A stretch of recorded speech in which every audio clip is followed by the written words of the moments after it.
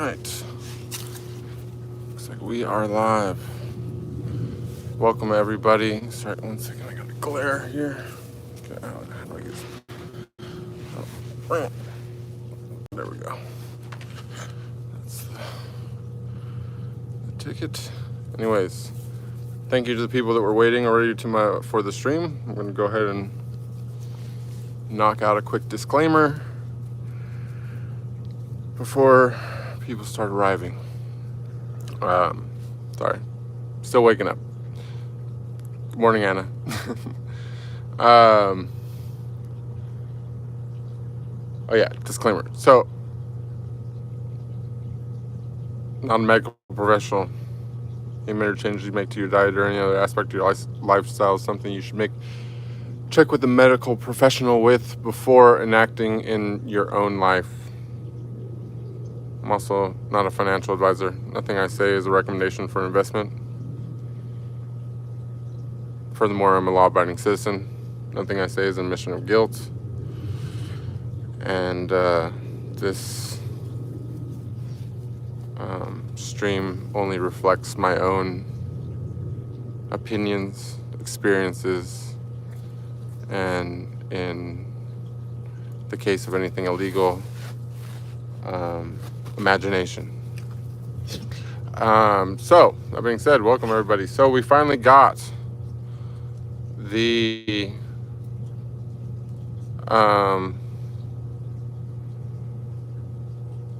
thing. I don't know if is this members only chat?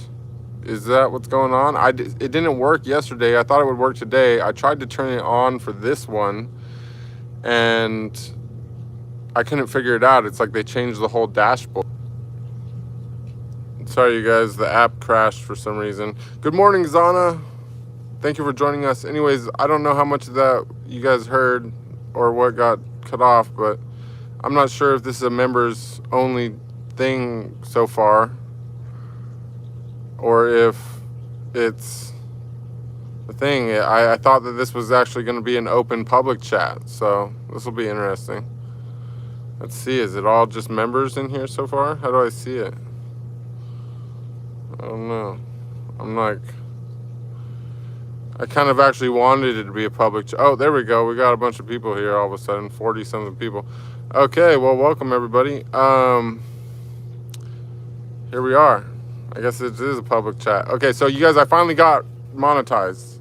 So, I just wanted to say thank you all, and I'm sorry about the ads, but there is YouTube Premium or YouTube Red or whatever they call it, if you want to get rid of the ads. Otherwise, I guess it's something that we're gonna deal with, and we'll re-examine that in the future. So, yeah, sorry about the ads. So what do you guys want to talk about? Good morning. We're doing stuff. Also, too, I'm trying to adapt to a daily stream schedule, and I might actually try to bring in some other time slots, just so that people in other time zones can get a chance to ask some questions and stuff as well. So that's also the exciting thing, because I am I'm feeling super motivated, and I had a crazy awesome experience yesterday directly after our stream, so this should be a spicy stream. I'm not gonna rush it, but yeah, it was incredible. It's interesting in some way. I feel kind of like I unlocked a new talent, because you know, when I was talking about the armpit chakras, and I was explaining to everyone how I like activated them, and I just like brought my attention to them, and I was just like thinking about them. Well, interestingly enough, you know, after the stream, I started doing like my little walking meditation, like the same one that I was doing when I did the whole Earth Star activation. Sam, please stop. And sorry guys, I got a dog chewing my hand while I'm trying to do this. Hey, buddy, it's enough. So the Earth Starch activation meditation, right? And so I'm like pacing around. I'm in the walking meditation, and I'm thinking about the stream. And I was thinking about the advice that I gave in the stream, and I was thinking about the whole thing that I was talking about with the, you know, comparing meditation and having control of your body to, you know, create experiences that are similar to indulging in certain substances, but much stronger. Hey, Sam, it's enough.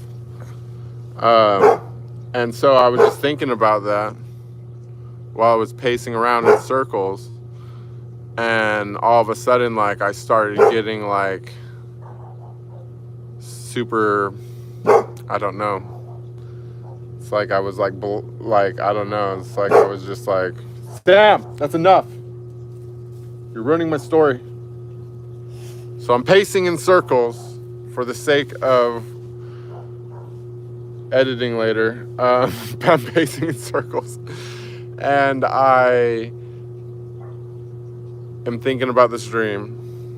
I'm thinking about what we were talking about with the heightened states, and accessing states and chemicals in the body that are similar to substances that some of us know and have enjoyed here on Earth, but rather than having negative effects and hangover and you know, being hard on the body, that they're healing, totally rejuvenating, mind expanding, you know, consciousness realizing substances that you can access. And all of a sudden I was like, started getting this like, you know, I don't know, spinny kind of thing. The next thing I know, I was like in my mind's eye. It was like fully astral, and you know, yeah, I was just all night long in this total state of ecstasy. And I don't know, I was just like accessing yoga flows, and I don't know, it was just so good. So that's how I did my whole night and day. And I think I definitely got some work done on my neck. I feel like I straightened my neck out like a lot. I've been working on that for a while. It's still got a little bit of a, it's still not fully out, but I definitely did my like best work on the neck thing last night. So yeah, it was pretty cool. So I want to thank you guys because you helped me access that, and during that stream. And so by getting me talking about it, and I don't know, I just learned a lot from that experience about, I feel like I got a hold of some meditations that I've done before. Like I just feel like now, like I'm better able to recreate certain things. Like I got a little handle on some stuff. Anyways, so I'm gonna go to the chat, you guys. That was a long thing, and I'm like out of breath from thinking about it, because that's like was part of actually one of the things that I like kind of accessed and got like a really good control over, is like I don't know what to call it. I call it the breath. You know what I mean? Like when you get an activation and your lungs like open up, and all of a sudden you have this like euphoric feeling, like you're getting like more oxygen into your blood. You can like feel it like radiating from your lungs a little bit. And so yeah, I don't know. I feel like that was like a big part of the thing. Anyways. Sorry. My face is so puffy today. All right. I guess I was sipping on my face. All right, let's see. Back to the chat. Where are we? Gotta go to the beginning. Okay. Cannonball. Welcome, welcome. Cannonball says, in my view, meditation is presence. Any activity that anchors the mind in the present moment creates a sense of flow where unnecessary thoughts dissolve. Those unnecessary thoughts, those tied to the past or distant future, are what create the illusion of time. They build a false sense of space, time, and distance between you and your higher self, the truth, or God. That is elegantly put. Cannonball continues to say, when fully present, time seems to disappear as the mind is still. It doesn't mean the mind is not working. In fact, I have had the most profound ideas and insights in dynamic meditative states. It's just free of untrue thoughts. For me, meditation is always about motion. Being in motion naturally leads to stillness, harmony, and clarity. Activity and motion as a gateway to meditative states, repeating patterns, and rhythmic motions anchor you in the present. I seem to gain access to spiritual insights only when I'm in a state of movement. And I think this mirrors the essence of life, where everything is in constant motion, or a subatomic level. Particles are in perpetual motion. Every cell of our body vibrates. With activity, even seemingly lifeless objects are made of atoms in motion. I've noticed a paradox. The faster we move, the more time seems to stand still. At extreme speeds during a flight, motion becomes imperceivable and stillness takes over. Yet at lower speeds, such as in a car or on a train, we feel every mile pass. This has led me to ponder the mysteries of speed and stillness, especially when considering the speed of light. Beyond the speed of light, we encounter God as the source of all motion. As God operates such an incomprehensibly high speeds that God transcends into perfect stillness, the ultimate and highest form of motion. Just as the steel wheels of the car spinning at high velocity seem motionless to the observer, or like a hub of a wheel, God is both unmoving center and the driving force behind all movement. God embodies stillness and boundless motion simultaneously, uniting the paradox of time and eternity and motion and rest. Something to talk about. I wrote these down before the stream. Thank you so much, Cannonball. Honestly, that was amazing. You know, I'm like compelled to like sit and contemplate on that for a while. If you could send me that in the Telegram, that'd be like super amazing, because I would like to reread that again when I have time in private. That was very, very, very well put. All I can say is that I agree, and I've had similar experiences. Like for me, like moving meditation, I have had powerful experiences with quiet meditation, and I think that there's a different part of the mind that gets exercised when you retract your senses. But I've had like my most powerful experiences where my senses have expanded massively. Well, that's not actually entirely true, but my most powerful experiences for sure have been in moving meditation. And I agree that it's the repetitiveness of things and and being present in the moment that sometimes allows you to, I don't know, like for me it's always been pacing has been like a big thing, like or just taking a walk, and it's like the steps are like, you know, like kind of like a metronome. But to add on to that, I find that sound can be that movement as well, you know, like chanting is very powerful in that regard, and combining the two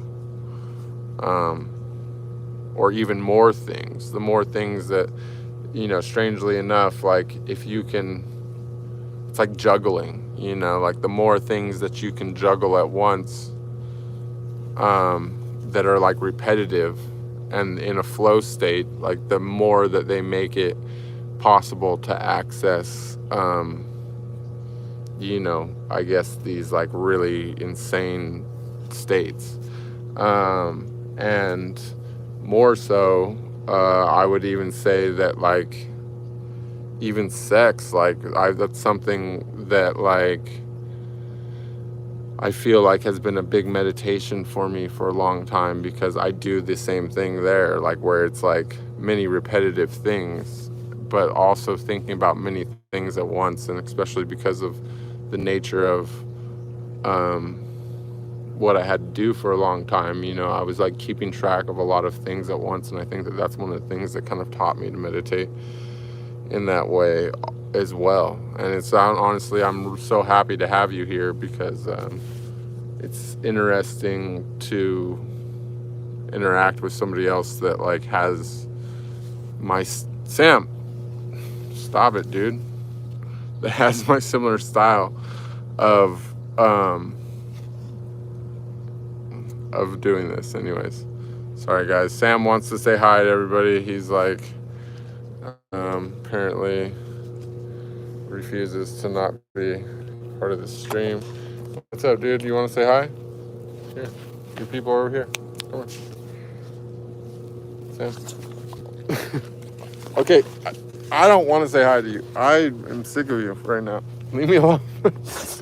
Leave me alone. Stop it. I don't want to play. So, okay, let me go back to the chat and see what else we got going on here. That was really awesome. Let's all give a round of applause to Cannonball for sharing that with us. And honestly, that was like I felt that at the core. That was amazing. And thank you, Anna, for gifting 5 memberships. That's very kind of you.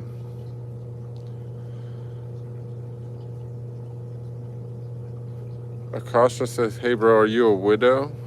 No, I'm not a widow. I've never been married.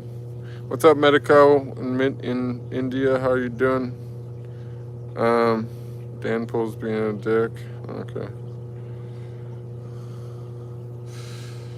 Let's see.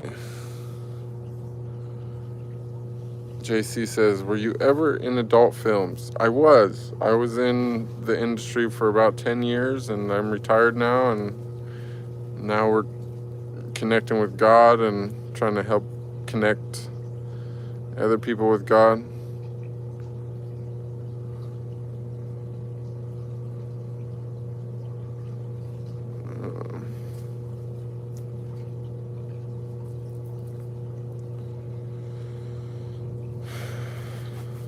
It's okay. It'll go back to, by the end of the day, I'll be like, but it's just like, I guess I puffy face today. I was like, I don't know, like I was good. I was going through stuff last night. I was like in some crazy yoga.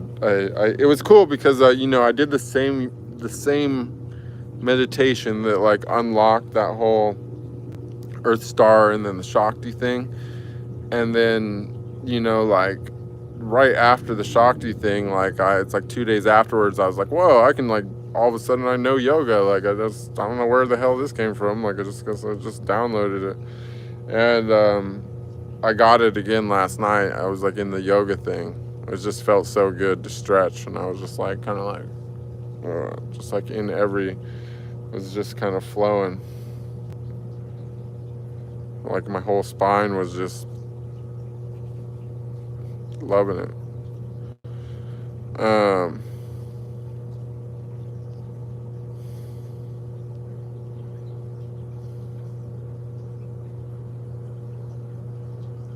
Think Flow Machine says, well said. How do you find time? That's a question for you, Cannonball.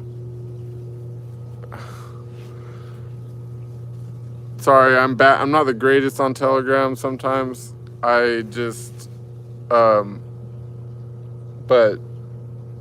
I do catch up time to time. It's kind of like a long-term project, I guess.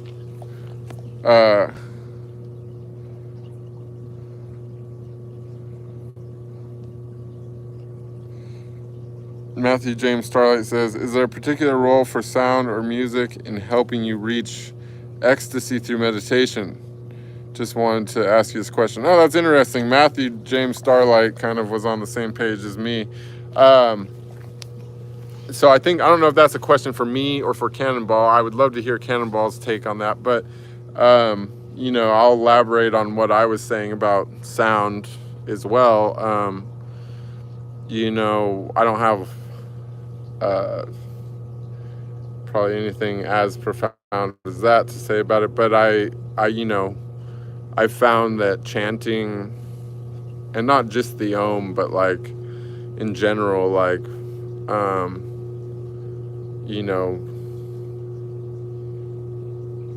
it's a pretty powerful tool for meditation, even just to like hum, like the vibration really does something there. But you know, that another note is like, so I stopped listening to music for like probably, well, now it's been a long time, but at the time of the event, when I had the you know, universal love thing, I was listening to music for the first time in like 6 months or something, 7 months, because I had stopped listening to music, and then my Spotify Wrapped came out, and so I turned on all the songs that I was like listening to, like the main songs, like earlier in the year when I was like trying to get away from my situation. And then when the Spotify Wrapped came out, I was like away from the situation, and then I listened to the same songs that were like vibing with me when I like wanted to get away from the situation. And I was just rocking out so hard that it was like, I only think I chanted like maybe 3 ohms or something before I blasted off. And normally like the whole, like if I really want to get there, like the you know, I feel like the chanting thing's like something that's kind of like, can be like a long-term, like you need to do it for like a while, you know. First name, last name, can you wish happy birthday to my mom? She's in the military and will be deployed to Egypt tomorrow. Her name is Sergeant Ann Gurr. Happy birthday to Sergeant Ann Gurr. I hope that you are protected by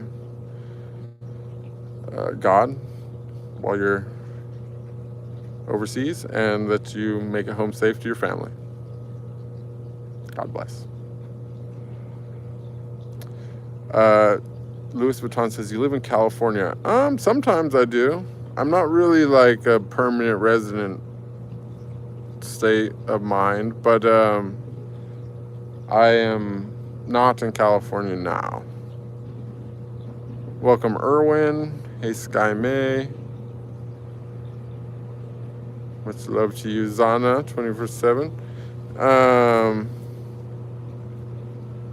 Why is some caveman? Oh, you should see me with my hair down, Gordon. I'm a real. I'm actually cornering the caveman niche. I feel like I can, you know, I didn't want to announce my intentions, but, you know, now I feel that I have like a strong enough lead against the competition that, you know, I can announce myself as the world's premier caveman. So I know that the Geico caveman guy was like, he was big, you know, and he's always going to be a legend and respected in the, you know, caveman Hall of Fame. But, you know, now he's moved on. He's a professor now. And somebody else has to take the reins and do something, you know, to put cavemen back on the map. And so I've decided to pick up the torch, take it upon myself to rep for the cavemen of the future. So that's what we're going on. That's what's up.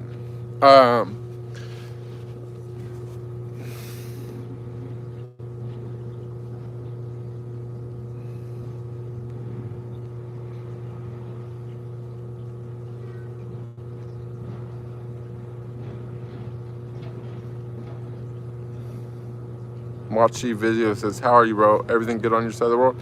I mean, who knows? You know what I mean? Like, it's hard to get real news nowadays. It seems cool where I'm at, like in my immediate surroundings. Everything's fine. So who knows what's going on in the world? I honestly keep like a local perspective, you know what I'm saying? Like, I've got, like, right now, I'll tell you what, like, for at least like 100 square feet in every direction around me, everything seems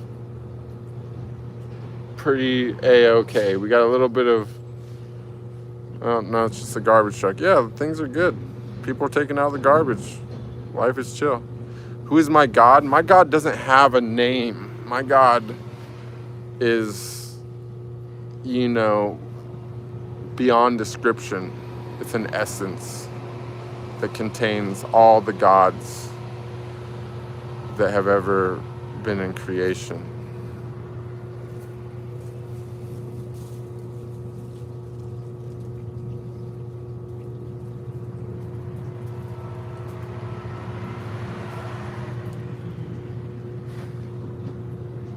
Cannonball says, music coming from Anatolia, the Middle East, and North Africa does it for me. And there is particularly transcendental singular singer whose voice and music just takes your soul out of your body. Well, we want to know who the singer is.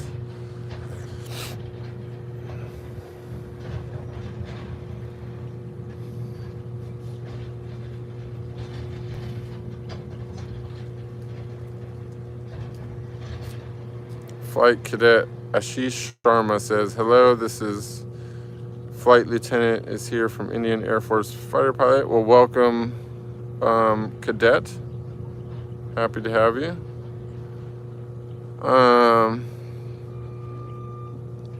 Cannonball says, as music is subjective, most people would probably turn the song off after 30 seconds. So it's just my experience. I mean, I don't know. I'm pretty, you know, good. How will God pressure? I don't know. I mean, it's not really my, it was just a figure of speech. That's between her and God. It's not really between me and, I was just, you know,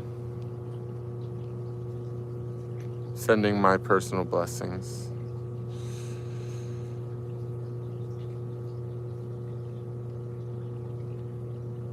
Let's see. Kitchen Towel said, did you move into a house for winter and abandon the van lifestyle? No. I mean, that's actually not a bad idea, actually, but I'm still kind of cruising around. I'm just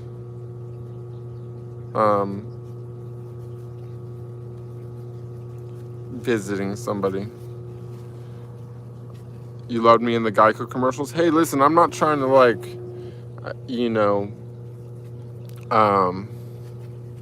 take credit for the Geico guys, but you know what, I do appreciate your, you know, if you want to write to Geico and tell them that you know a guy that would make a great replacement for the Geico guy, I'm here, you know what I'm saying? So hook me up. Susum says, hey, how are you today? Come to France. I've been to France one time. I was in Marseille. I don't have any plans currently to go to France, but I'm not opposed to going back to France someday. Supersonic G says, you seem like a good dude. I hope you're blessed. Well, thank you, Supersonic G. Thank you. Good to have you here. Greetings from Brazil, Matthias.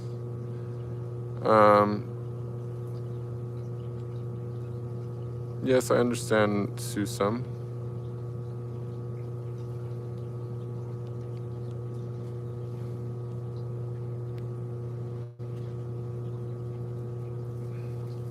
I'm Muslim? No, I don't have a religion. I'm kind of, I'm kind of an omnist in a way. I find some truth in all religions, but I don't think any religion contains the whole truth, nor do I even think that it's possible to contain the truth within words, either written or spoken. I think that the absolute truth is something that can only be understood by direct experience with God, and you have to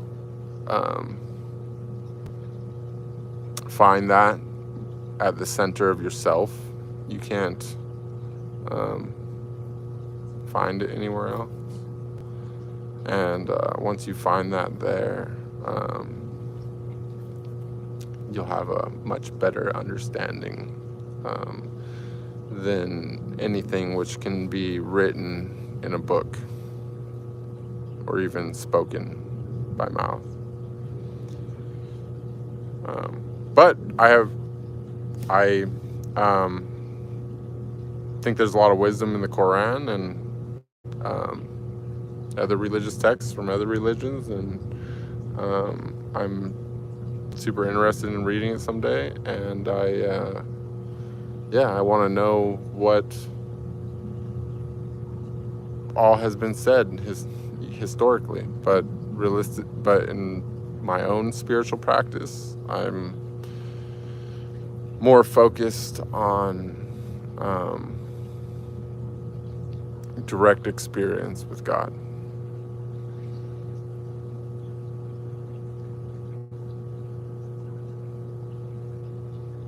What happened to my teeth? Well, I was in prison, and my wisdom teeth came in, and next thing I know, my teeth were just crammed all together. And by the time I got out of prison, wisdom teeth were fully in. They didn't come in sideways or nothing, and it was just kind of one of those things where it was like,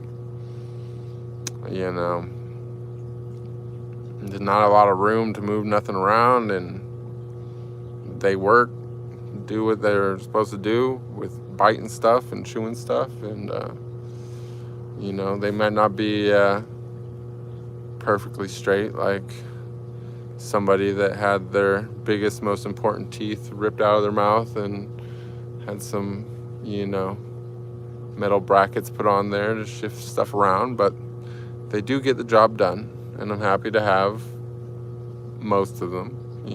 I am missing one from a dental mishap where a dentist drilled through the bottom of my tooth. But aside from that, I got them all, and that much I am thankful for. I'm always thankful for my teeth, even if they're not straight. Live in North Africa. I do not live in North Africa. I've never been to North Africa, but I would like to. There's some places in North Africa I wouldn't mind visiting, honestly. Cannibal says, we can discuss music further, and I propose we discuss it in terms of physics. String theory in physics imagines the universe as a cosmic symphony of string vibrations across multiple dimensions, where each note and vibration contributes to the harmony of the whole. In the big picture, you are also a string, but within there are also billions of strings playing simultaneously by creating your own unique symphony. Yeah, it was interesting, because when I had my whole enlightenment thing, that was the first thing that started, was I started hearing harps, and it just got louder and louder until it was like thousands of harps. It was vibrating my whole car. And then at the same time, I was seeing this whole gold light, and I realized that the entire universe was made of sound and light. And yeah, it's pretty interesting.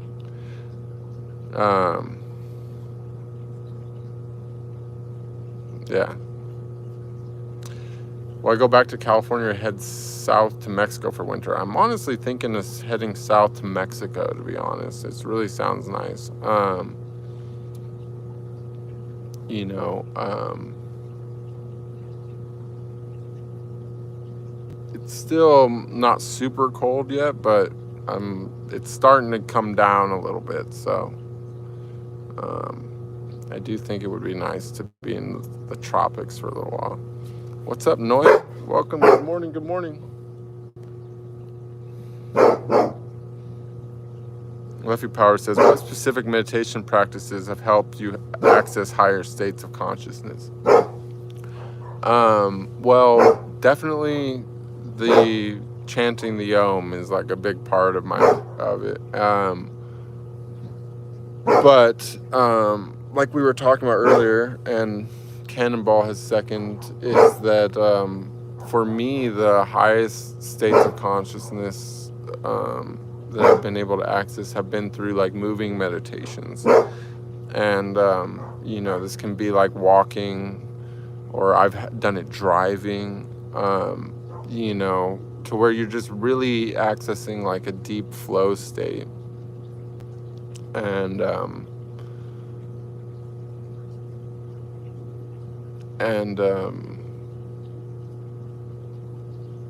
yeah, that's now I have had like the best thing that I really had with like a quiet meditation or a closed eye meditation is like I was able to like basically expand my hearing to where like I couldn't really hear things nearby me, but instead I could only hear things that were like way farther away than I would normally be able to hear.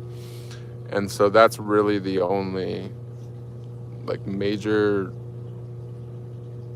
success that I had with quiet meditation, not other than like, you know, just emotional changes and like feeling, you know, finding the center and all that stuff. And I think that that's an important part of the process, even if it's not so intense. But you know, when we start talking about things like Tantra, you know, Tantra doesn't just mean with sex, but it can mean with sex. So, you know, for me, Tantra, like as I understand it, I could be wrong, but I think Tantra's literal translation is to weave, right? And I think that why it's called that is because it's about combining multiple rhythmic practices into a single practice. You know what I'm saying? So, you know, chanting and counting beads, for example, is a common one. You know, or for me, like I was chanting and driving at the same time at night, you know, is when I had a big thing first happen. You know, the next big thing that happened, I was, you know, listening to music, and then I started chanting, and the next thing is the thing wore off, you know. I guess I had that Manipura thing. I was in silent meditation. I was actually in prayer when that happened. And then, you know, when I did the whole Earth Star thing, I was just pacing and thinking super deeply about that yogi. And when I did the Shakti love thing, I was just pacing and like listening to the ocean. I was walking on the beach, and I was just listening to the waves and watching the waves and kind of zoning out. And then last night, I was literally walking in circles and just replaying the stream that we did yesterday over in my mind. And as I was like replaying it over in my mind and walking, doing my little pacing thing, it's just all of a sudden, it's just like I started doing exactly what I was talking about in the stream.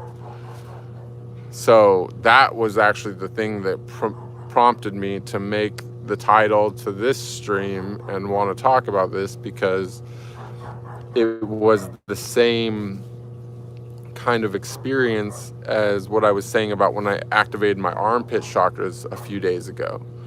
I was chanting, I was driving, and I was thinking about my armpits, about hair in the armpits. Why is there hair in the armpits? That's what I was doing. And all of a sudden they lit up, you know, had that like kind of like pre-orgasmic feeling in my both armpits. And I looked it up, and sure enough, the armpit chakras are a thing. Now, I also meditated more on the armpit chakras last night, and I was able to activate them again. And I had my heart activated at the same time, and I could feel like a strong connection between the heart and the armpits, like they were connected. So I actually think that the hair in the armpits is the interface, or it's some kind of facilitation, as my other hypothesis, for the torus field. So I think that it's part of how the torus field expands from the heart is the armpits. And so or the magnetic field, you know, for those who don't know what the torus field is, like there's an electromagnetic field, you know, generating from your heart. And so anyways, so when I was doing my pacing thing, I was bringing my attention to the things that I was talking about in yesterday's stream, and then the things that I was talking about in yesterday's stream activated for me. So I don't know. That's what's happening.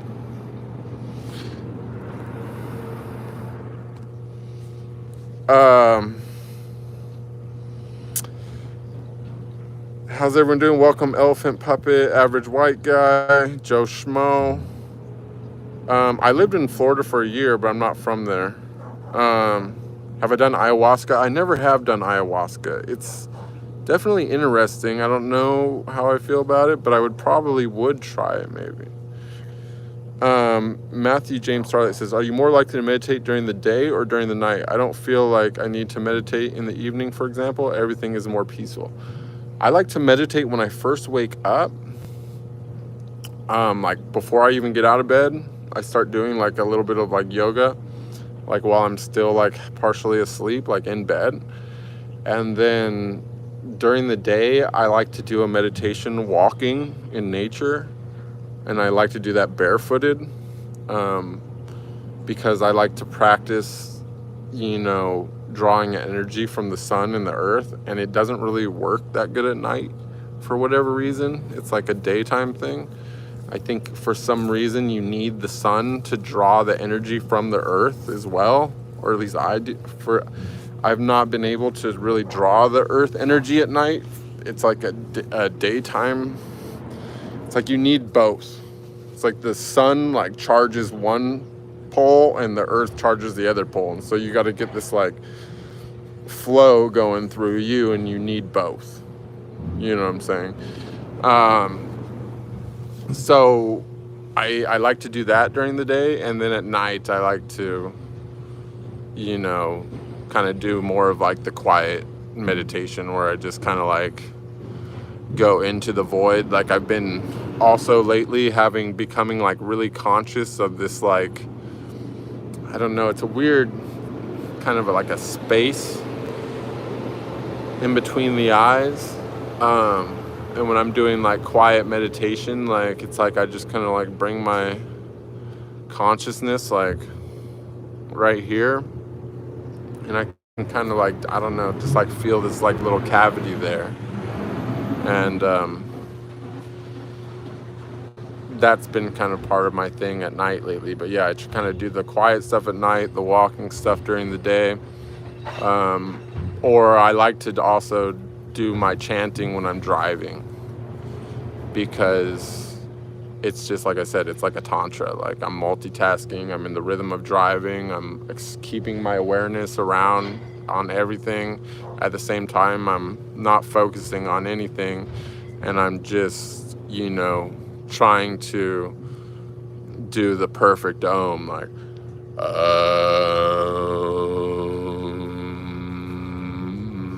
see, that one was, I wouldn't know, I cracked on that one. So, you know what I'm saying? You have to have, like, it takes a lot of, to do the Om just right, like it takes a certain type of conscious, like it's the vibration is a big part of it.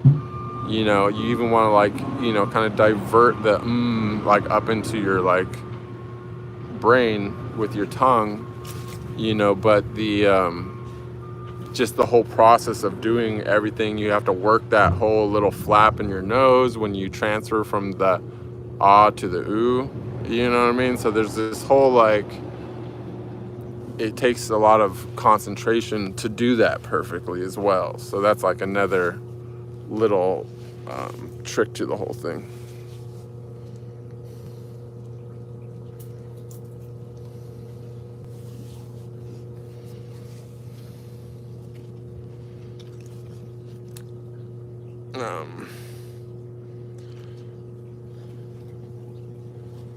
Sorry guys, I'm trying to, Sam, please, dude, leave me alone.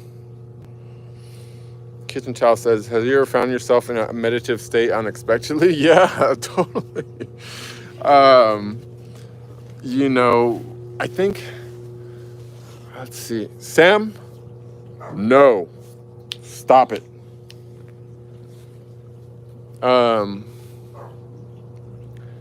You know, the first time I ever, like when I raised Kundalini the very first time, it was completely unexpected, and I had never in my life ever accessed like a deep meditative state. And so I've told this story before, but we got 33 people here. Why not? Let's tell it again. So I was just like, this is again on the date, which is reflected on my Instagram with the post that says overnight hair growth and a caffeine withdrawal headache. So again, caffeine was obviously out of the picture at that time. I didn't even put that together until years later, but I was at home. I had just come back from Mexico not long ago, and I was working out, and I was doing, for whatever it's worth, I had 10-pound weights and I was doing like sets of 100 reps of bicep curls, alternating arms, right? And so I was doing that, and I got done with a set, and I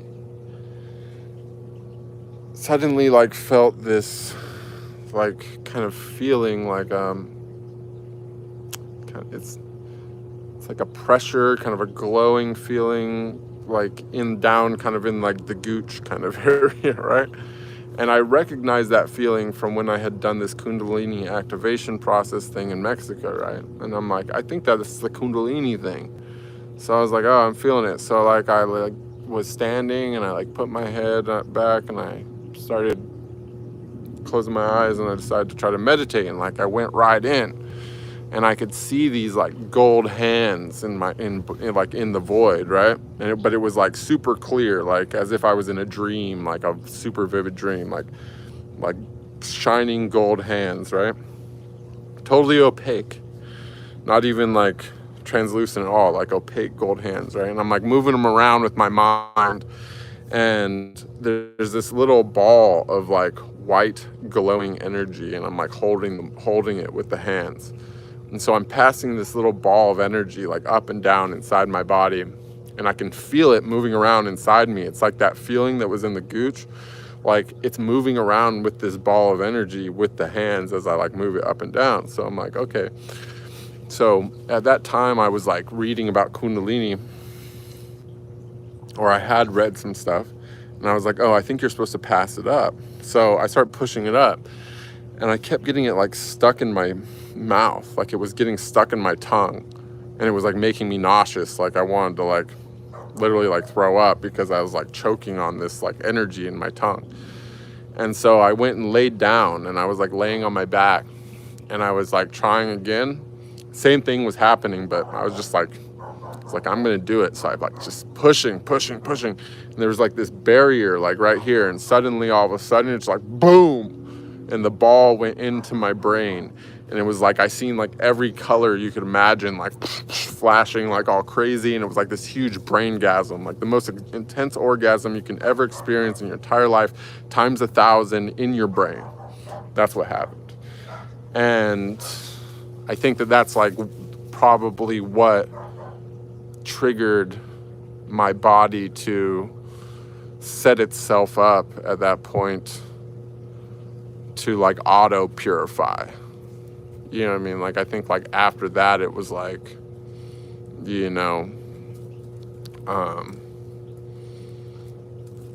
like it was gonna happen, you know. And then I was just subconsciously, I guess, fasting and doing whatever. I was like on the carnivore diet. Like I was like, you know, doing like alternate day fasting and stuff. And then I just started chanting the Om that one day, and then boom, it was like ready to go, I guess. And then it did like the opposite thing, because that time it was like from the back of the head down and then raised back up the front and then shot out my eyes. So it was like the circuit went both ways, you know what I'm saying? Like, I don't know how to explain, but Bebop says, you look like a strong and independent person. I bet you're like really spiritual and shit too. Totally. Women like men with a clean shave. I'm kidding, right? Well, you know, I'm not really worried about it, to be honest. Like, you know, I've already had over 1,000 women in my life. So it's not that I don't like women anymore. I still love them. But overcoming my appearance is like one of the you know, like one of the thresholds. You know what I mean? Like a woman, I realized that, you know, it's like I've mastered sex in such a way that like probably nobody else on this planet, and not even alive nor dead, has ever mastered sex in the way that I've mastered sex. So my beard, my eyebrows, my hair are not really like a factor for that. You know, if any of those things scares away a woman, it's her loss. You know, not mine. I've already had over 1,000 women. I'm honestly pretty comfortable with my experiences sexually. So, just something to think about. You know, realistically, I hate to break it to you, friend, but it's really men that are more offended by my appearance than women. Women are fine with it. Women are kinky like that. Do you know what I'm saying? Men are offended by it because they don't want a sexually powerful man to be running around creating an image, which is something that they themselves don't have the confidence to be able to uphold, nor to take liberation in themselves. So maybe that's just like an alternate way of thinking about things, rather than offering unsolicited advice about women to a man that's had over 1,000 women in his lifetime. Just saying.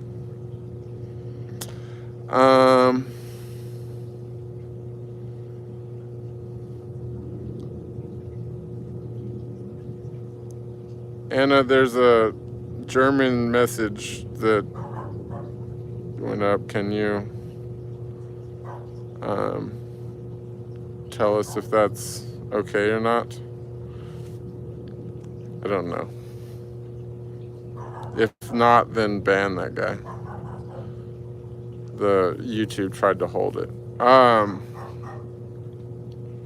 Cannonball says, if we think of the universe in terms of music, explains why our vibrations can tune into higher divine frequencies and we can step on the spiritual path. Absolutely.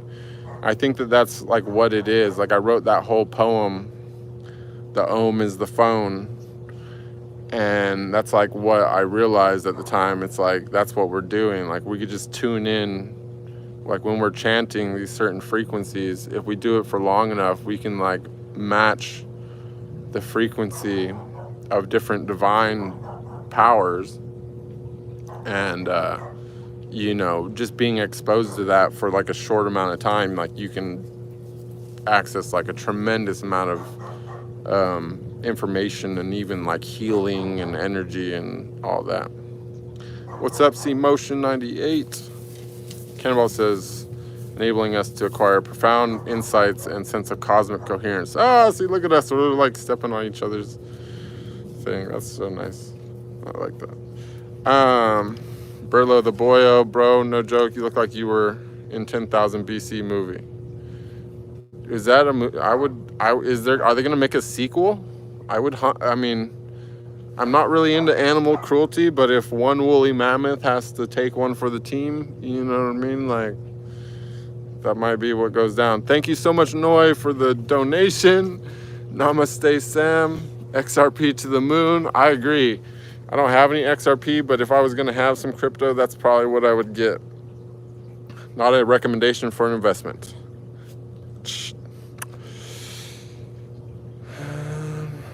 Good morning, Sarah. You said your stream the last few days is starting at unusual time at 11:11. Is there any meaning behind that? No, it's just yesterday it was the first, and I just liked the all ones. And then I realized that I like the time frame. Like I've not really been consuming caffeine and stuff, so it's been a little bit slower for me to wake up every day. And so just having like the extra hour and 11 minutes is making it like a little easier for me to stay on schedule right now. And I'm trying to increase the stream frequency. So because yeah, like the channel's kind of blowing up a little bit right now, and I'm just trying to stay regular on the streaming thing. You know, I have a bad habit of falling off. I've done this a lot in the past on other networks and this, that, and the other, but luckily we have, you know, this is, I feel like, a more serious thing that we got going on now, so I'm trying to take it more serious anyways.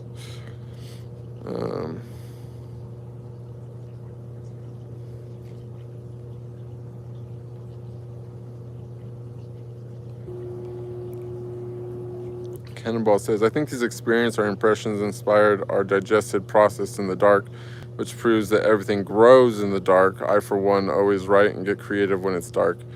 And darker it gets, the clearer the thoughts. I think it's also related to how we have less energetic traffic nights and most people sleep, and there's a lot of vibrational commotion, at least to those who are sensitive to this and tend to get dragged down and feel overwhelmed. I rarely get the same insights during walks in the dark. However, I got my absolute most profound insight so far during a walk in the dark, but I think it was random and there was no correlation.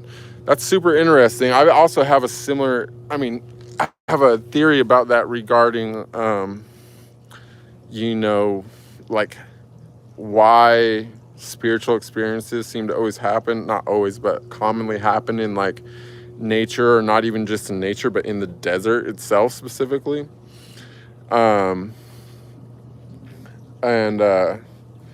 It's just like, you know, it makes it easier for the matrix to adapt, is my theory. You know, it's like, you know, if you start glowing gold and people see you, you know, there's going to be some questions. It's going to create ripples in the matrix, you know what I'm saying? But if you're in the middle of nowhere and no one's around, like, it's like easier for the matrix to like, just let it happen and let you have your moments and let you connect with your higher self without having to, you know, send the men in black to try to reprogram everyone's mind that's seen you take off in your Merkaba, you know what I'm saying?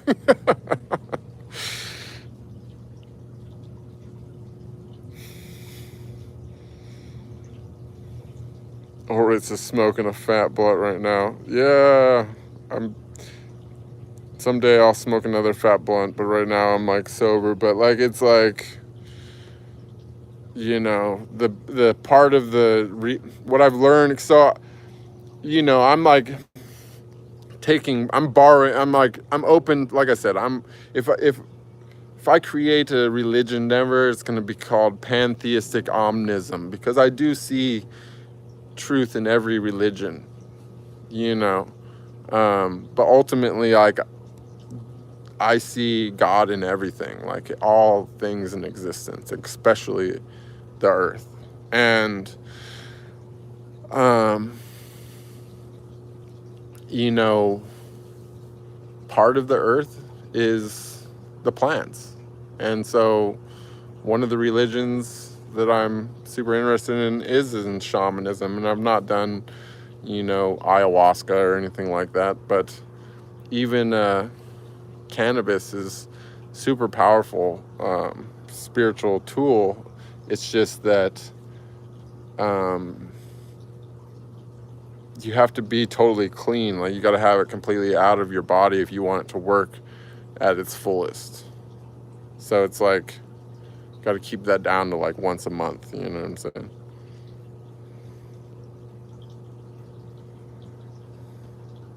And of course, being an adult in a state where it's legal.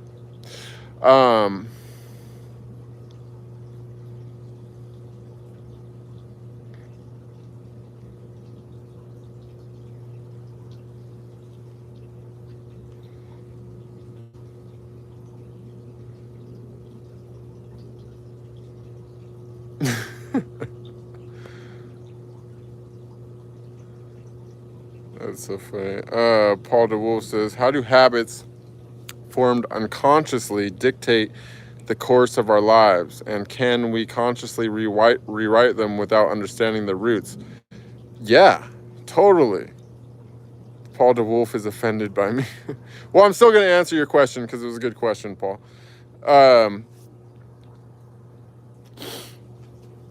You don't need to understand anything. You just got to release it all. The roots of everything don't matter because the past doesn't matter. You know, the future also doesn't matter unless you're,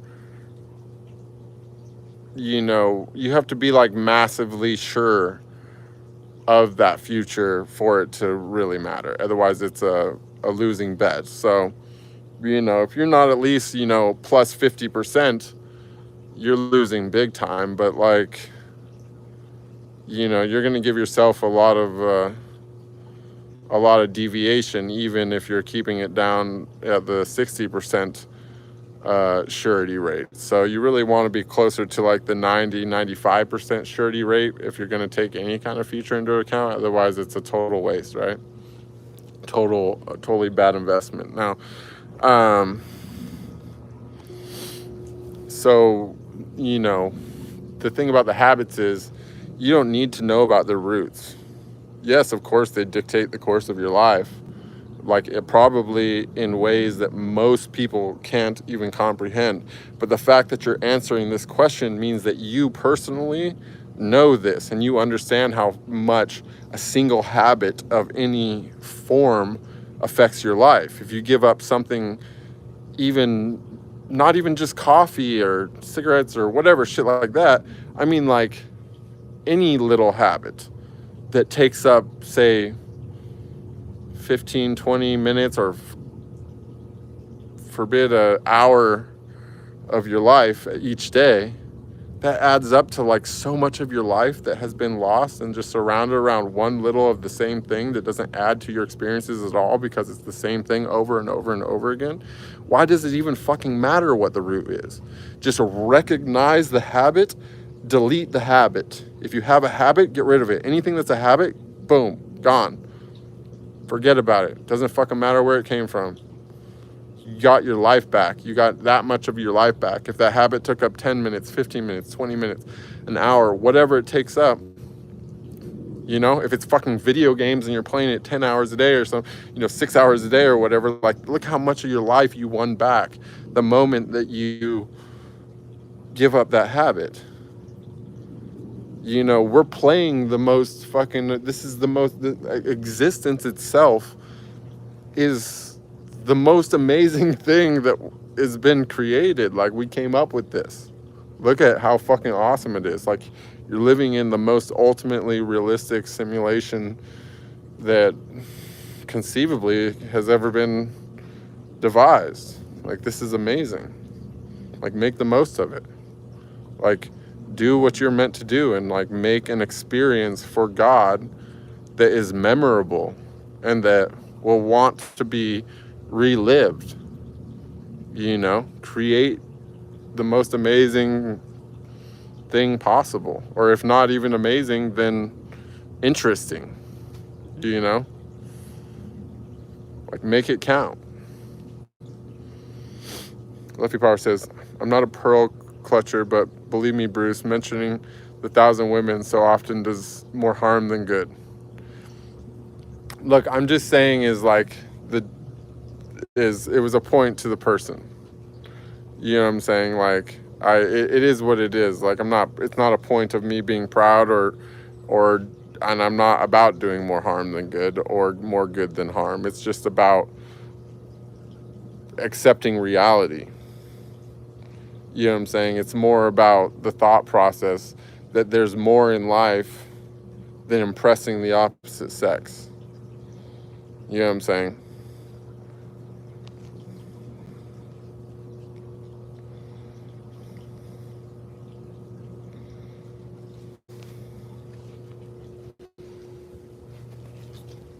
Okay, I thought so, Frank. I'm not going to scroll all the way back to blog it. It's okay. I mean, I told you guys, I'm cornering the caveman market.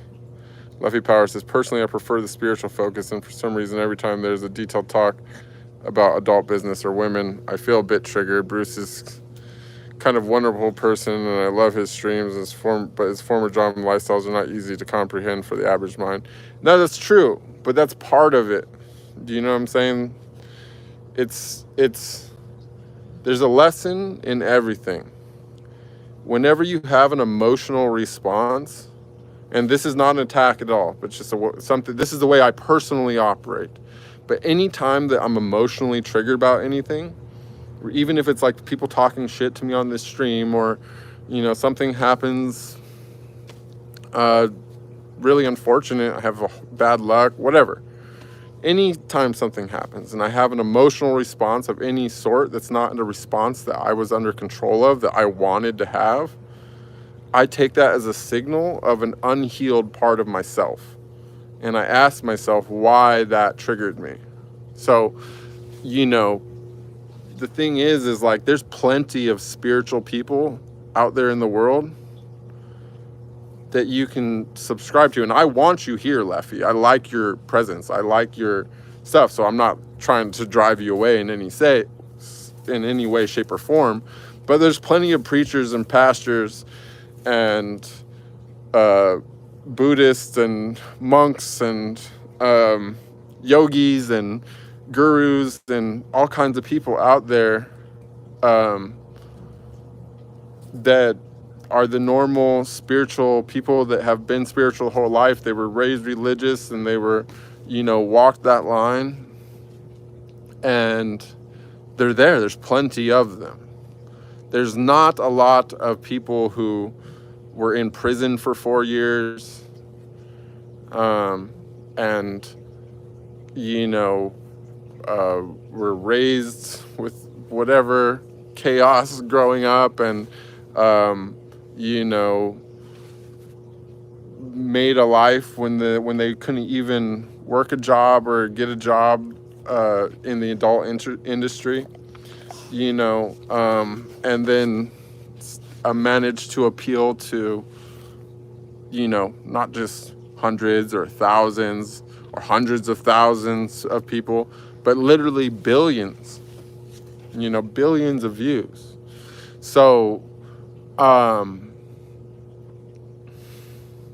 you know, it's not something that I'm necessarily proud of, but it just is what it is. Like, that happened. I can't take that back, but I learned so much from it. Like, I learned so much from it.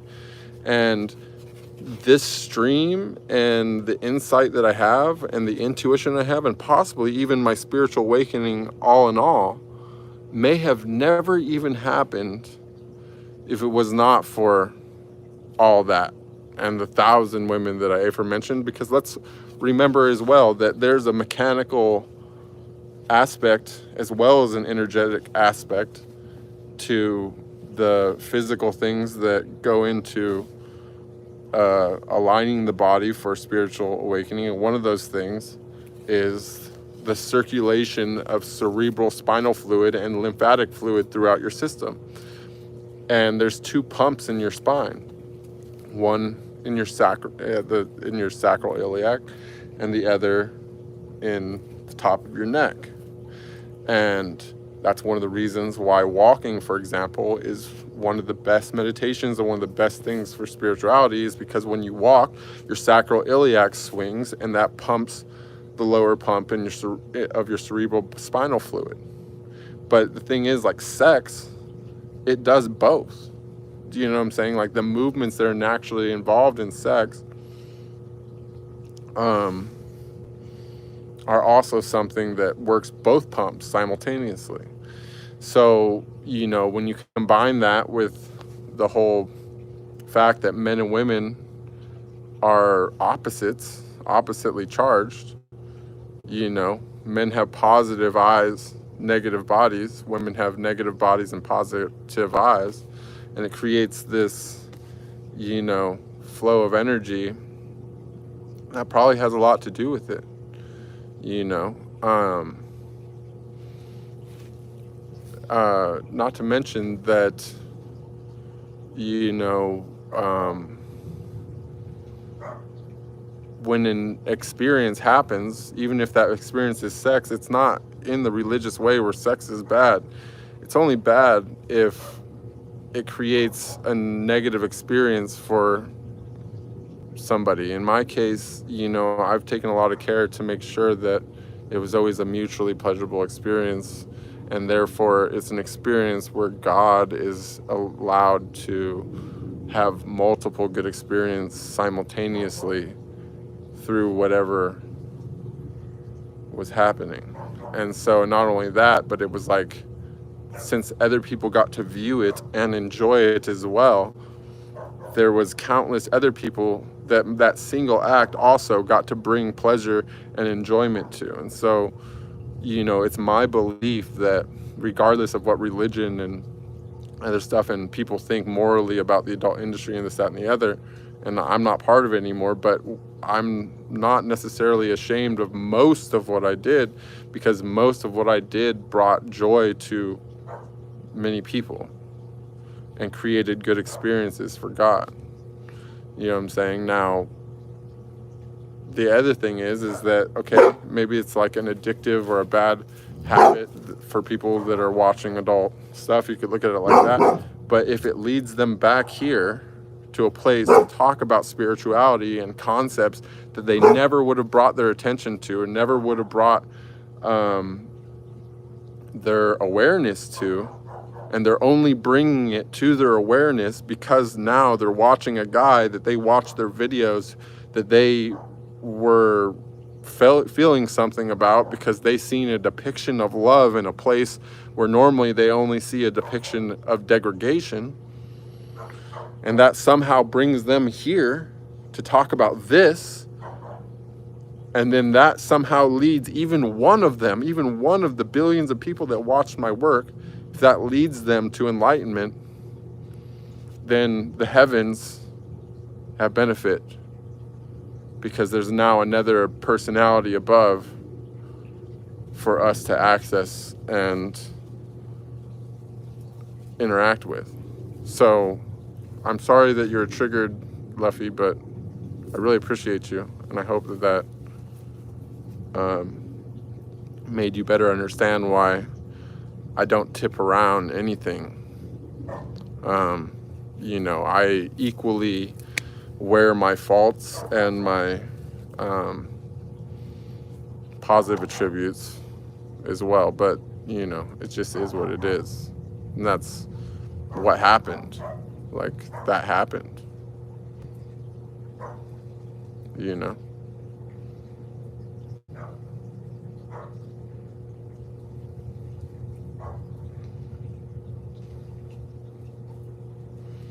Marquita says, I do as well at the spiritual topics, but since it's an open chat, there are fans of his former profession. They are welcome as well. Yeah, you know, it's just a thing. Like, we're, you know, we have the Telegram group for the specifics of the ongoing conversation, but you know, the thing is about it here is that there's God in everything, and no matter what the question is, be it about my past industry, or about things completely unrelated, every answer that you're going to get from me is going to be one that's somehow rooted or connected to spirituality, because that's who I am now. And so my answers are going to come from a place of my intuition, you know, no matter what it's about, even if it's about the adult industry. So if that's triggering for some people, like, I'm sorry, but you know, it should be a lesson, and it should create new ways of looking at old things and unique perspectives, and also let us realize that this is where we're at. This is here. This is what's happening. We're staying in the moment. We're staying present. We're not going to spin and create fantasies that anything is different than what it is, you know? Danielle says, hey bro, Jesus is the true way to find peace, sending love. You know, I've found peace, and I would say that Jesus is a consciousness which can be accessed if you purify yourself spiritually and meditate on that consciousness. That's something that can be a teacher for you. But there's a lot of ways to find peace, and Jesus is not the only way to find peace. And I send you much love as well. Asher Gray says, you have reached a peak beyond your external, and I fully and absolutely resonate with that. As a young guy myself, I'm becoming less superficial, and I'm working towards enlightenment and mental elevation. That's where it's at. That's amazing, Asher. I love to hear that. And I mean, it's hard as a young man, because, you know, we're the main targets of, you know, the society wants us to work. You know what I'm saying? They want us to just be chasing superficial stuff, and the whole thing is set around getting you to do that and give up, you know, what is truly liberating, and that's, you know, enlightenment and spiritual growth and mental elevation. So I'm so happy for you, and I'm really happy to hear that you're on point with that. So congratulations. I think it's going to be really rewarding for you in the long run, or even the short run, because the cool thing about spirituality is a lot can happen in like a couple minutes.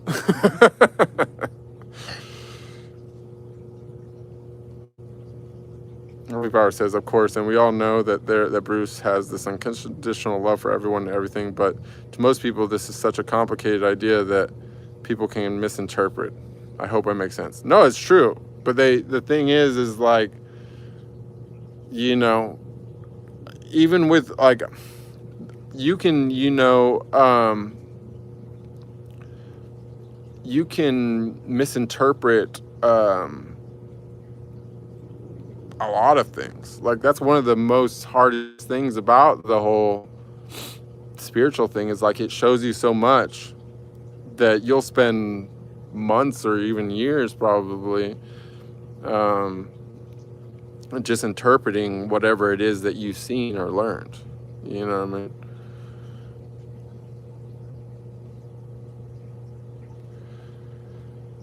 Heavy Power says totally agree, but people will misunderstand anyways, right? You do make sense, don't worry.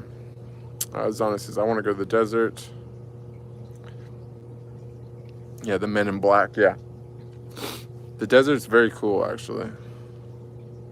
Cannibal says, you missed the first part about sunlight providing information and inspiration for the mind during the day. For these ideas to come into fruition, we need darkness to process them, and maybe also an incubation period of sleep. Totally. I mean, a lot of it takes me like a long time sometimes. Like when they come in, once they come in, it's like, that's like the fast part. And then after that, it's like it just keeps becoming more and more you.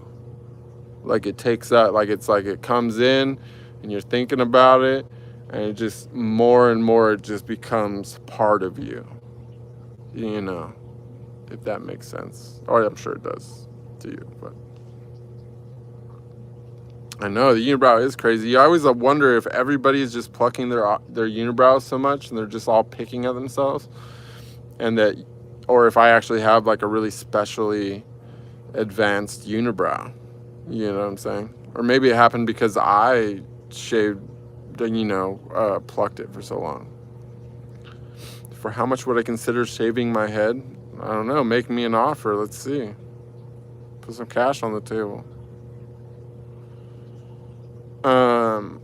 Cannonball says, but you mentioned the same thing about sunlight anyways. Well, there, yeah, we've been like kind of going, we're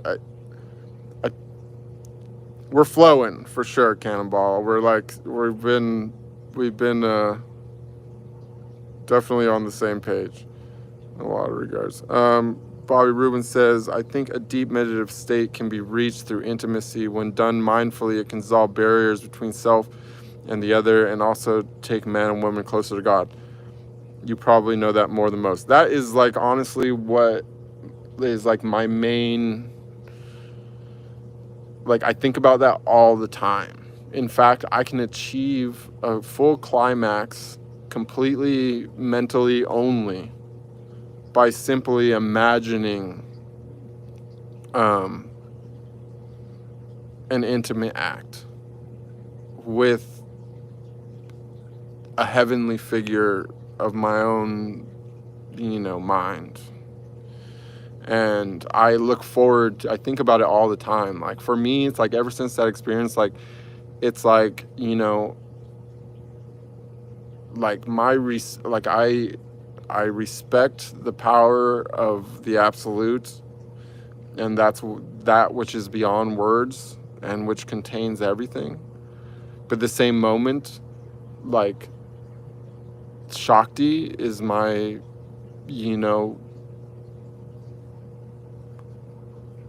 goddess of worship, and I see her in the earth, and I see her in women, all women on earth, and I realize that,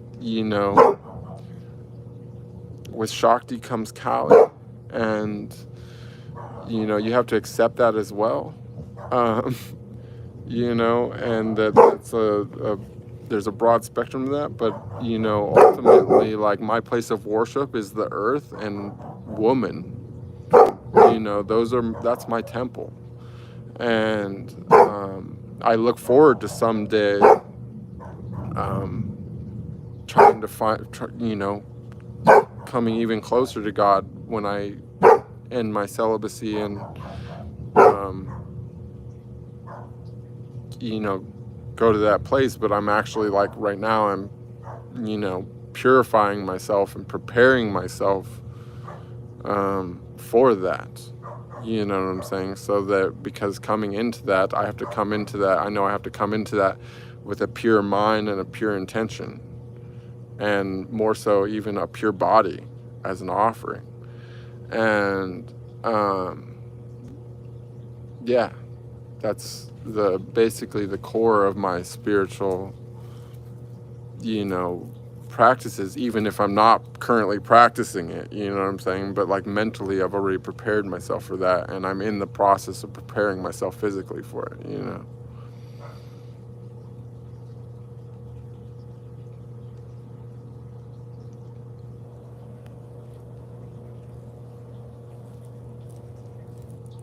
Someone says, well, mistakes are a lot more costlier than we think, isn't it? Well, no, not really. Mistakes are not, nothing is really costly. You know, the thing is that people are have fallen for the great lie of death and taxes. But the reality is that, you know, most people don't really live a full lifespan because without spirituality, it's the body perishes much faster than it's supposed to. And so, you know, you have to learn to expand your lifespan so that, you know, you realize that mistakes are actually some of the biggest values that you have in your life, because it teaches you, you know, and that money is just a concept, you know, and, you know, it's really your health is the true wealth, you know, and with health you have time, and with time you have wisdom and knowledge. So I don't really think that anyone should really be afraid of mistakes, as long as they, you know, are prepared to learn from them. You know what I'm saying? What's up, brother David? So easy a caveman could do it. It's true. K-Dot's football. Still talking shit. Okay. Ricky Fitzpatrick says, wide words. Thank you, bud. Budsville, USA says, definitely well worded. Thank you, thank you. Cycling DNA says, how do you feel about cold weather environment? It's not my favorite, but I would like to, like, you know, I really would like to, I think that it's just like a mental thing. Like, I had this whole experience where I like raised my body temperature a lot once. So I know that it's possible to be like cold weather proof mentally. It's just that I haven't learned to like control that aspect of my body yet. So it's definitely something that I would like to work on in the future.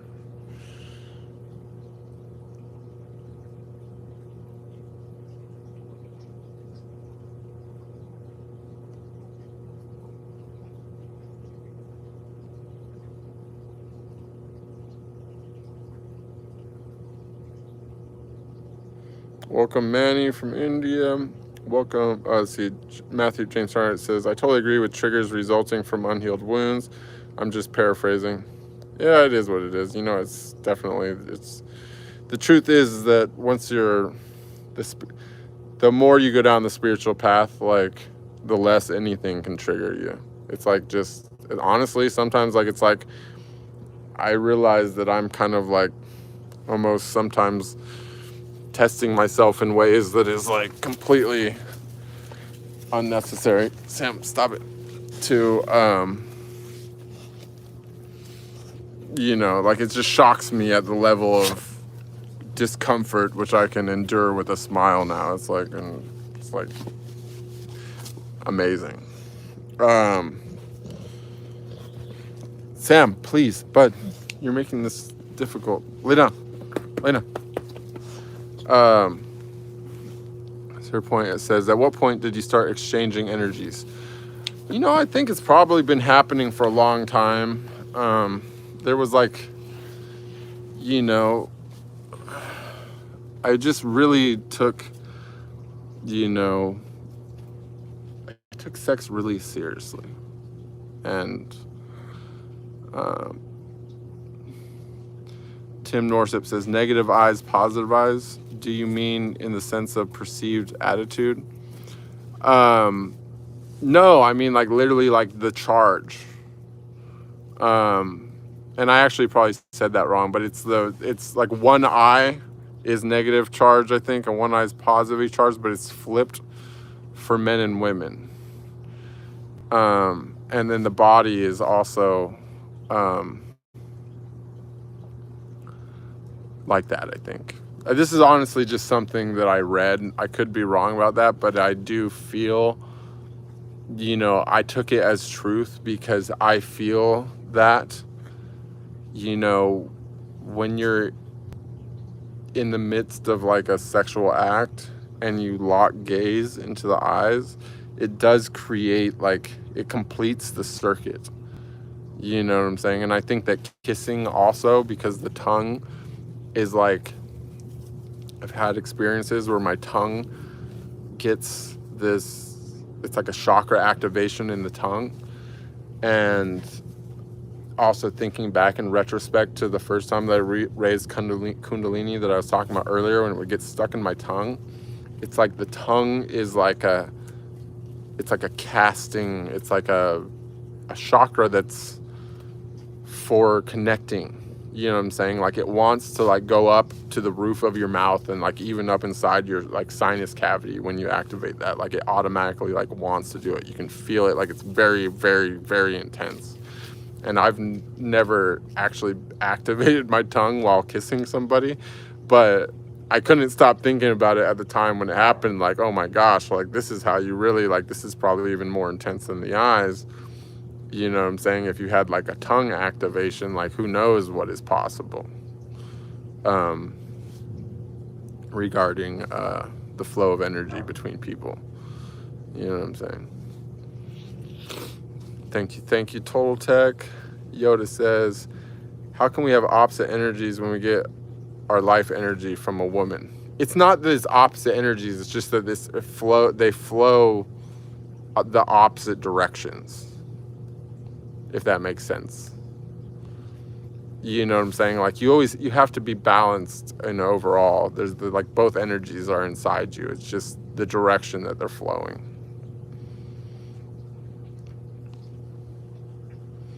You know what I'm saying? It's happening the same way, but it's just like, it's literally made so that when you like embrace in that way, you know, in like the classic like Tantra position, like facing each other in this position like this, it's literally made in a way so that it's like the opposites, so that it flows.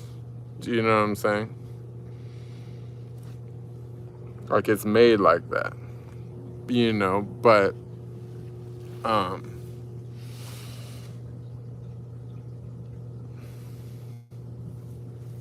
like, we are made for each other. Asher Gray says, in regards to energy in different parts of the bodies having different charges, how would you explain the attraction of males to other males and the same with other females? Well, I think that that's possibly like a kind of a discordant energy, or it's a sign of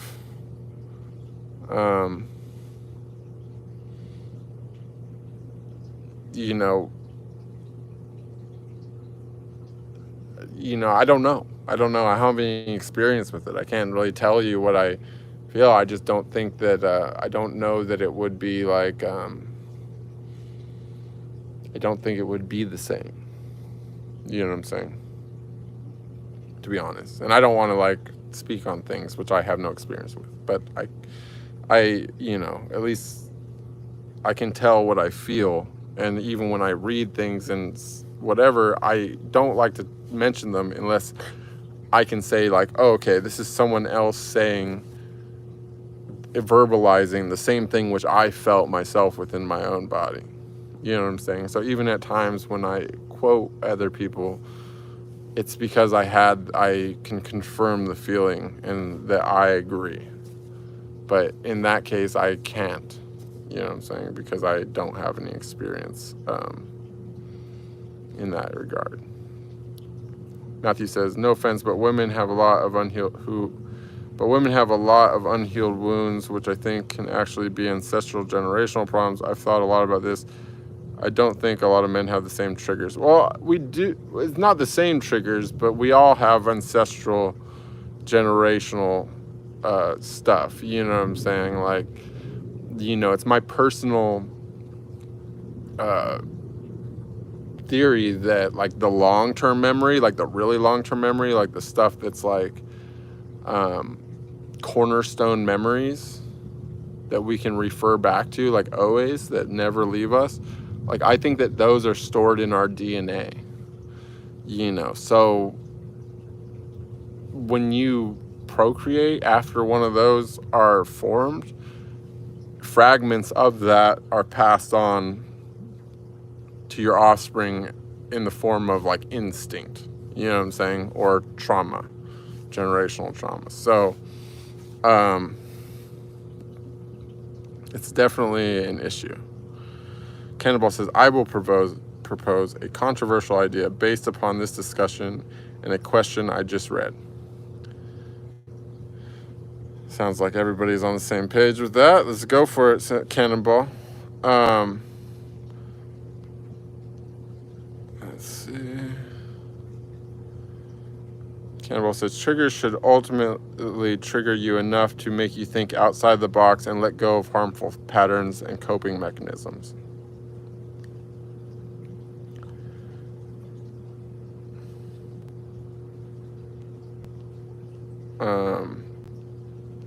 That's right. Mechanisms. And continue to say, I just talk a lot of trying to control. It says hiding the shadows. Oh, I mean, I think so. That's true. I mean, it just is, you know, it is what it is. Look, the bottom line is like, there's a million, you know, Sadhguru is awesome. You know, Joe Dispenza's out there. He's awesome. I don't know the guy's name for the Christian people. There's this one monk that's probably the only Christian I've ever seen in my life that I actually thought was enlightened. I forgot his name, but he always wears like the fancy hood and stuff, brother something. Totally enlightened guy. You know what I mean? There's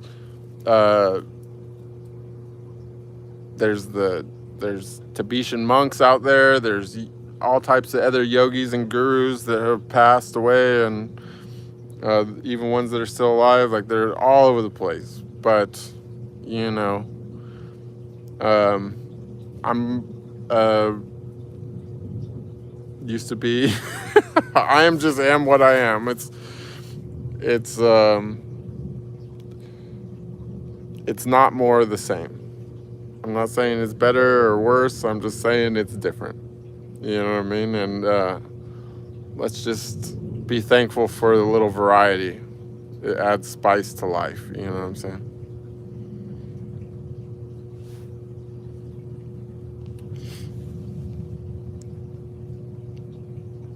Cannonball's composing their controversial idea.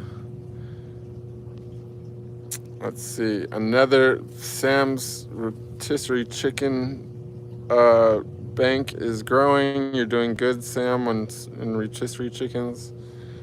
Joey and V, I'm so happy to see you here. Welcome, welcome, welcome. I'm going to start trying to do some more later streams also to try to reconnect with my Aussie fan base, but thank you for finding us here. I'm so happy to have you here. And that I guess just a couple hours difference makes a big difference. Cannonball says, controversial opinion, here it comes. At higher spiritual levels, physical intimacy becomes anonymous and impersonal in a positive way. And we just have man embodying the principle of man and woman as the principle of woman. They cease to be individuals. This leads to the following observation. As long as two people are rooted in history, personality, day-to-day problems, expectations, and conventions, this meditative state of love and unity is harder to achieve. Bruce demonstrates this throughout his professional career. He seems to be in ecstatic meditative states of love with total strangers. Yes, we know about the imaginary woman archetype invoked. This meditative state of love between strangers thing is something that you can only do when you come from a rare place of unconditional love like Bruce. In any case, under favorable circumstances, it could be easier to reach a state of God consciousness and a feeling of universal and personal love with someone you know nothing about than someone you engage with on a daily basis, because every negative experience you have creates this space between you, and how intimacy deteriorates in relationships over time. Whereas this space is absent when you are with somebody you don't have a shared history with. Ideally, of course, I mean two responsible people, even if they are closer to being strangers to each other than friends. Having said all this, on the other end of the spectrum, we have the scenario when two people on a spiritual path together, constantly evolving in truth and staying present, can reach the highest, truest states of selfless, unbound ecstasy and insight during physical intimacy. But average folks that get stuck in the middle are bound to be disappointed sooner or later. I hope there's some coherence in all this. This is purely an observation. I absolutely don't believe in people sleeping around, and almost do it not from a state of love and spirituality. Just curious of what you all think and Bruce thinks. That was amazingly said. And yes, you literally nailed it. I've talked about this a lot. Well, I don't know if I talked about it in streams, so I've talked about it in my personal life. But, you know, the way that I've said it in the past is that detachment, affectionate detachment, is one of the most purest forms of unconditional love. Because it just means, you know, to be attached is not necessarily like as pure of a form of love as detachment, because it's not unconditional.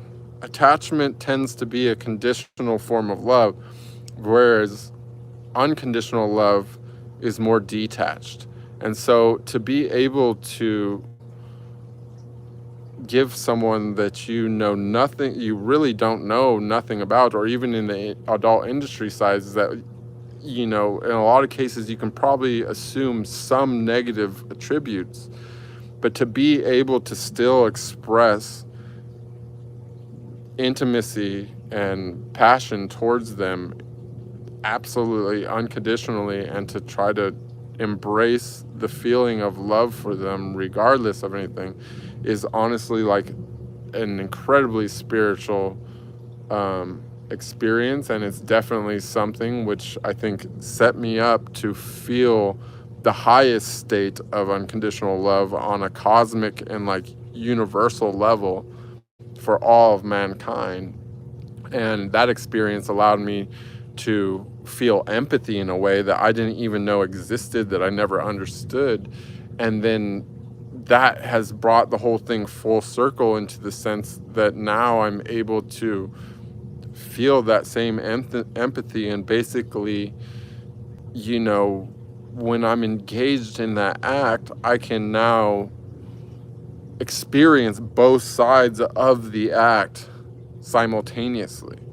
You know what I'm saying? Like, I can experience her pleasure in the same time that I'm experiencing my pleasure. And in that way, I can lead the experience in a completely different way. And it's also, again, one of those things where it's like multitasking, rhythmic, different, repetitive things, but it's from a state of pleasure and ecstasy. So it makes it extremely easy to do it over a long period of time.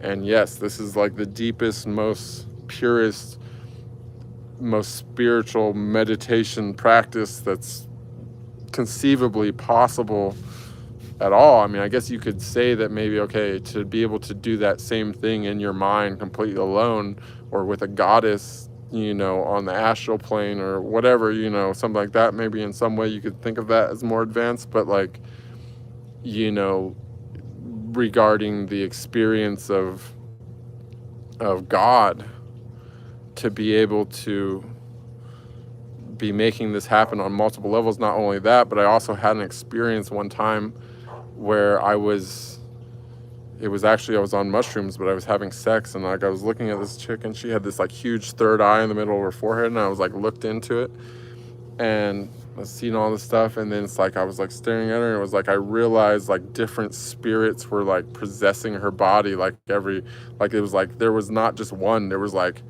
you know, like I opened a portal and there was like dozens of different spirits like inhabiting her body so that they could have the experience that she was having. It was like, you know, like I opened the portal for the Bruce Venture ride, and, you know, all these spirits started pouring into her, so that they could experience that experience.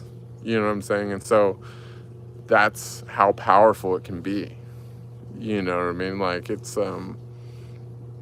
you're not just, you can go to the level where you're not just engaging in an act, but you're literally creating portals to where literally entities and other dimensions are there and present, and they are also benefiting. And that's, you're creating love in other dimensions even.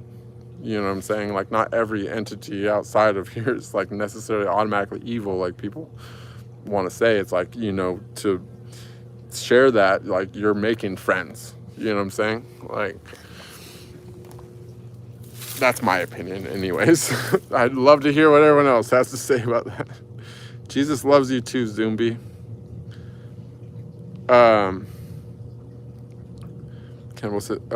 Anna says, cannibal, oh wow, that's a topic for a whole stream. Yeah, let's do that actually topic for the next stream. CC says, zombie, that has nothing to do with this live. Bro, get out. Let's see. Cannibal says, I have a spectacularly long epic poem about this, but hey, I'm just dangling carrots. Yes, you are. Well, we hope that maybe you'll share the poem with us, maybe at the start of another stream, so that if your poem happens to you know, inspire some type of massive, you know, thought, you know, explosion of some sort, that we can just run it from there. Because I'm almost done here. Just FYI, you guys, I'm trying to get to the bottom of the chat. Recycling DNA sent a yin-yang sign, which honestly means so much more to me than you could even realize, because like the yin-yang sign to me is like the ultimate symbol of, like, I've realized that all of my spiritual experiences so far have just been still around understanding the yin-yang sign in totality, which is, I don't know if that's possible, but I hope to someday understand it in totality. Everyone's welcome here if they're not rude. True.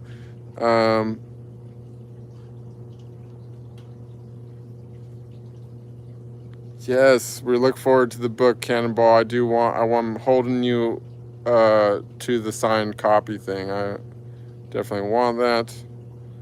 Welcome, Usama.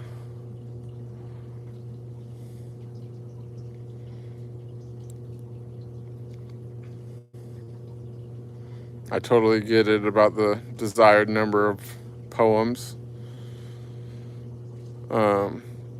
That's how I lost money playing poker the other day, is because I was at $455 and I just didn't want to leave with less than 500, and I ended up leaving with zero. So, you know, be careful with that. Let's see. Frankie says 50 is a pretty good number. You can write another 50 for the next book. Noi gifted 5 Bruce Venture memberships. Congratulations to everyone that got a free membership from Noi. Thank you so much. Matthew James Starlight says, I feel like these streams are starting to turn into seminars. We, the disciples, prepare questions and comments and wait for the master to speak his words of wisdom. Stay on track. You know, do it. Like, this is what, you know, honestly, you guys, if you guys stop asking questions, I'm going to lose interest super fast, sadly. And this isn't I'm not trying to, like, you know, pressure anybody or anything, but truth be told is, like, I've already completed my like YouTube aspirations on here with sharing my you know, awakening during the live process of it happening. So I'm down to like keep this going as long as possible, but honestly, it's all about you guys. This isn't really about me, you know. Luckily, everything that happened did kind of, you know, give me access to some insight that I definitely didn't have before, and I'm happy to share that with everyone. But we got to have definitely the questions coming. So you guys having all these awesome questions is honestly what's making this streams awesome. So I can't really take total credit for this, because truth be told is the bigger half of the credit is for all of you, because it's your questions that have led this where it's going. I never even meant for this to be a spiritual thing. I just happened to come on. I had did a spiritual thing stream on Instagram just to say what happened when it happened, and then I posted it on YouTube, and then all of a sudden people got interested, and then I kept streaming and people kept asking questions about spiritual stuff. Like, you guys are leading the show. So this is another thing about, like, I get it, like, you know, people want to stay on spiritual track. I want to stay on spiritual track too, because that's what my life revolves around now. But ultimately, the stream is based upon your guys' questions. That's what really this is about. This is about you. This isn't even about me. You know, I'm just a humble man with a horribly high body counts, apparently. No, I'm just kidding. Cannibal says, so number 55 is just something you made up in your head not to become active and publish. Okay, so you guys are having a side conversation. Let's see.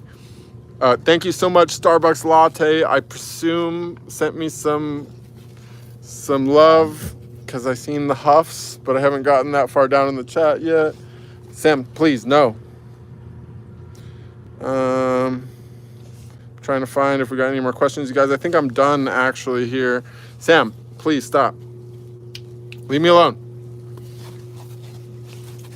Stop it, Sam. Lay down. Lay down.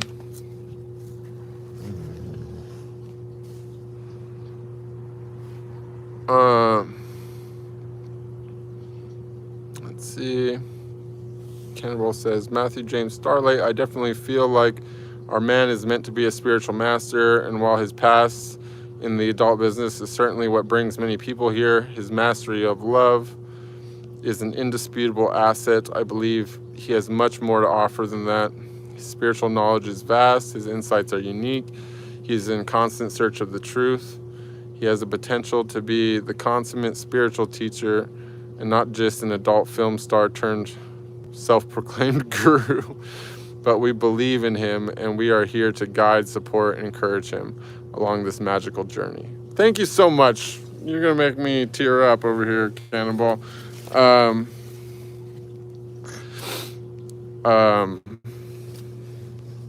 Sam, please, I got to stand up. The dog won't leave me alone. Oh. Let's see. Okay. That was awesome. That was honestly so amazing. Thank you again, Starbucks Latte. You know what? Let me see. I'm going to experiment on you and see if there's some way to... I don't know how to do it. How do you guys know how do you gift the memberships?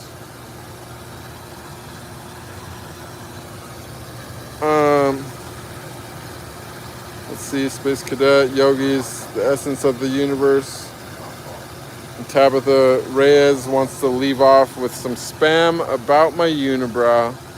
Well, it only takes a couple seconds to shave the unibrow, but it takes like months and months to grow it back. So it's just kind of a bad trade-off, you know, when I'm trying to, like, you know, have as much interface with the universe as possible. Anyways, much love, you guys. We're at the bottom of the chat. It was a great stream. Please prepare some more questions for tomorrow.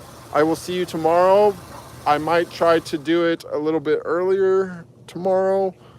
And then do like a double stream and do a night one too. Now, if I get some kind of crazy, you know, inspiration or just feel bored later, I might actually do a night stream tonight. I don't know if that matters to anyone here based upon it being the opposite schedule, but just in the hopes of reaching more time zones, I may start breaking this into 2 parts, you know, like morning night thing.